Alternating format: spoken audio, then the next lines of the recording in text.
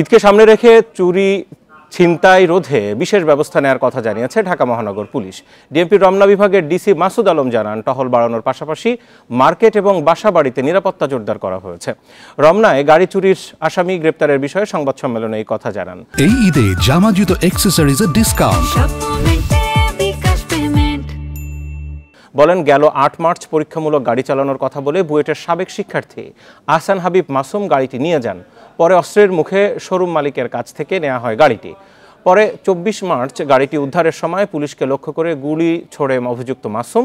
DMP জানায়, পেশায় engineer হলেও গ্রেপ্তার হওয়া মাসুমের বিরুদ্ধে একাধিক গাড়ি চুরি ও মোবাইল ছিনতাইয়ের অভিযোগ রয়েছে।